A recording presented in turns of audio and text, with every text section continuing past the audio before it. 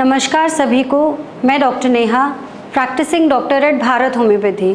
आज के इस वीडियो में हम बात करेंगे एक पैरालिसिस के मरीज़ को स्वेलिंग की दिक्कत क्यों होती है और उसका आप क्या समाधान कर सकते हैं।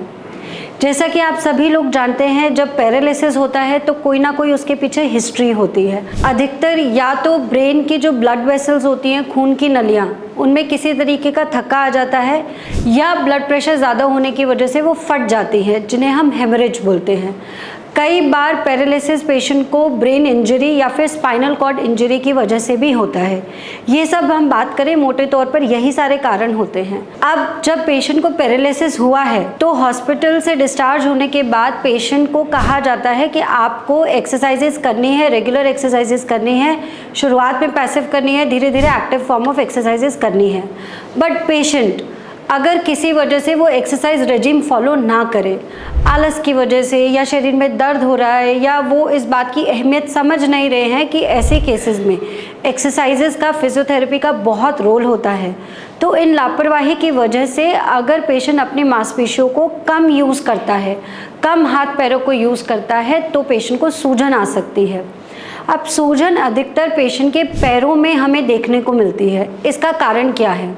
इसका कारण यह है कि आप जब नॉर्मली ऐसे सीधे खड़े होते हैं तो ग्रेविटी की वजह से सारा ब्लड आपके पैरों में जाएगा। अब पैरों से वापस जब अगेंस्ट ग्रेविटी आप कोई भी चीज़ मूव करना चाहते हैं तो आपको किसी ना किसी तरीके की प्रेशर की ज़रूरत है। वो प्रेशर जो होता है आपके पैरों के मांसपेशियाँ, काफ मसल्स, वो क्रिएट करती हैं। और वो कब क्रिएट होता है? जब आप चलते हैं, फिरते हैं, किसी भी तरीके से अपने पैरों की, हाथों की मूवमेंट करते हैं, तो वो प्रेशर क्रिएट होता है कि खून को वापस दिल की तरफ जाना है ताकि दिल उसे दोबारा साफ करके हर जगह सर्कुलेट कर सके। जब ये नहीं होता, आप पैरों को मूव ही नहीं करते हैं, तो वहाँ पे खून रुकने लगता है, इकट्ठा होने लगता है और वो निकल के आपकी मांसपेशियों में आने लगता है, जो आपको एडिमा यानी कि सूजन की तरह दिखाई देता है।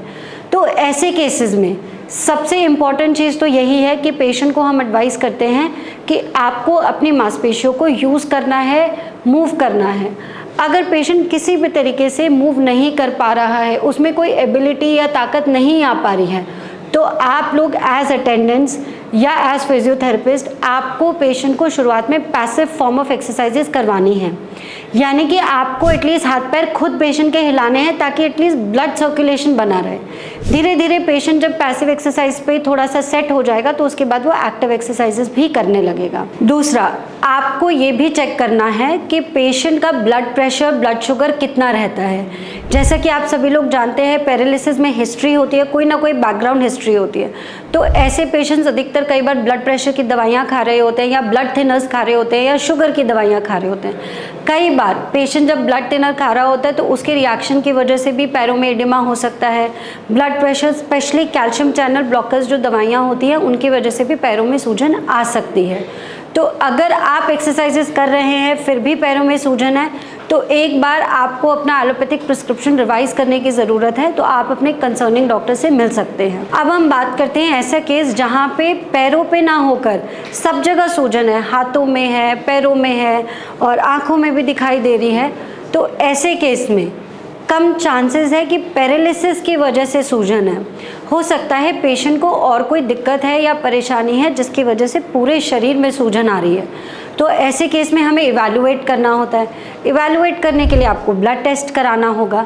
तो कौन कौन से ब्लड टेस्ट इंपॉर्टेंट है? आपको एक तो थायराइड चेक कराना है, तो आपको थायराइड प्रोफाइल टेस्ट करना है। दूसरा, आपको लिवर फंक्शन टेस्ट कराना है ताकि हम ये देख सके टोटल प्रोटीन की मात्रा शरीर में कितनी है। आपको साथ ही साथ किडनी फंक्शन टेस्ट भी कराना है ताकि हम देख सकें कि आपकी किडनी प्रॉपर काम कर रही है या नहीं कर रही है। पैरालिसिस के अलावा यही थोड़े बहुत कारण होते हैं जिसकी वजह से सूजन आ सकती है।